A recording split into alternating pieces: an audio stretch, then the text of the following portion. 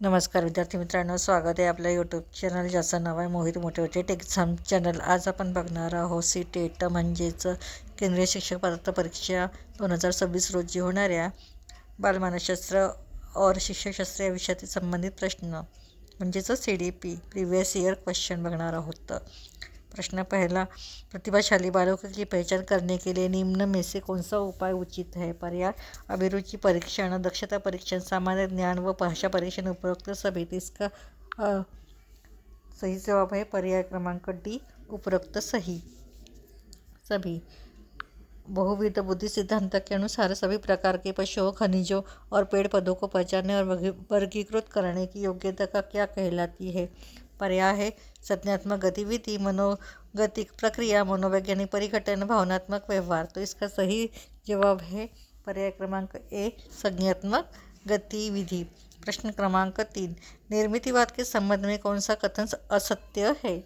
पर्याय निर्मितिवाद की उत्पत्ति संज्ञात्मक मनोविज्ञान से हुई है. निर्मितिवाद की यह मान्यता है कि ज्ञान प्राणियों के अंदर होता है. निर्मितिवाद तो शिक्षक केंद्रित होता है. उपरोक्त में से कोई नहीं. तो इसका सही जवाब है पर्याय क्रमांक सी,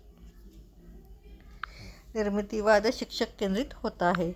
उसके बाद है प्रश्न क्रमांक 4, मानवीय मूल्यों जो प्रकृति में सर्वाधिक है उस विकास का अर्थ क्या है?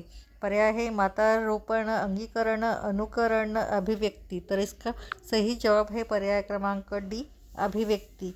प्रश्न क्रमांक 5, छात्रों की व्यक्तिगत रुचि व अभिरुचियों के विकास से संबंधित मूल्यांकन की सर्वोत्तम प्रणाली क्या है? पर्याय है साक्षात्कार विधि, निरीक्षण विधि, प्रश्नावली विधि, उपरोक्त सही. तो इसका सही जवाब है पर्याय क्रमांक सी, प्रश्नावली विधि. प्रश्न क्रमांक 6, जब एक विद्यार्थी असफल होता है तो उसे क्या समझा जाता है? पर्याय पद्धति असफल है, शिक्षक असफल है, पाठ्यपुस्तकें असफल है, यह व्यक्तिगत असफलता है. तो इसका सही जवाब है पर्याय क्रमांक डी, यह व्यक्तिगत असफलता है. प्रश्न क्रमांक 7, गणित में व्यक्तिगत उपचारात्मक शिक्षण का आयोजन किया जाना चाहिए. पर्याय है निदानात्मक परीक्षण के लिए, सामूहिक उपचारात्मक शिक्षण के लिए, सामूहिक उपचारात्मक शिक्षण के बाद कभी भी. तो इसका सही जवाब है पर्याय क्रमांक बी, सामूहिक उपचारात्मक शिक्षण के पहले. प्रश्न क्रमांक 8, मैकडूगल के अनुसार मूल प्रवृत्ति जिज्ञासा का संबंध निम्न में से किस संवेग से होता है? पर्याय है भय, घृणा, आश्चर्य, भूख. तो इसका सही जवाब है पर्याय क्रमांक सी, आश्चर्य.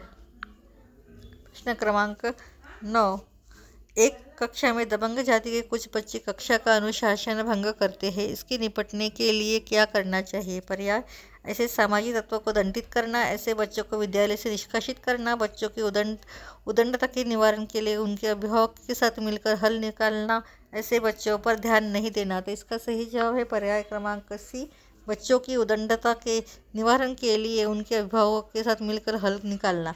प्रश्न क्रमांक 10, दूसरे वर्ष के अंत तक शिशु का शब्द भंडार कितना हो जाता है? पर्याय 100 शब्द, 60 शब्द, 50 शब्द या 10 शब्द. इसका सही जवाब है पर्याय क्रमांक ए, 100 शब्द. प्रश्न क्रमांक सी, प्रश्न क्रमांक 11, प्रतिधात्मक परीक्षण का क्या दोष है? पर्याय विश्वसनीयता का अभाव, प्रश्नपत्र निर्माण की सुगमता, बालकों के वास्तविक प्रगति का ज्ञान, अभिव्यक्ति क्षमता के तथ्यात्मक ज्ञान का मूल्यांकन न होना. तो इसका सही जवाब है पर्याय क्रमांक ए, विश्वसनीयता का अभाव. प्रश्न क्रमांक 12, प्रतिबिंब, अवधारणा, प्रतीक एवं संकेत, भाषा, शारीरिक क्रिया और मानसिक क्रिया किसे अंतर्निहित है? पर्याय है अनुकूलन, प्रेरक, पेशी विकास, समस्या समाधान, विचारात्मक प्रक्रिया. तो इसका सही जवाब है पर्याय क्रमांक डी, विचारात्मक प्रक्रिया. प्रश्न क्रमांक 13, असमायोजन का पारिवारिक कारण नहीं है. पर्याय ए है संयुक्त परिवार, निम्न आर्थिक स्तर, सुरक्षता की भावना, माता पिता की उच्च महत्वाकांक्षा. तो इसका सही जवाब है पर्याय क्रमांक ए, संयुक्त परिवार.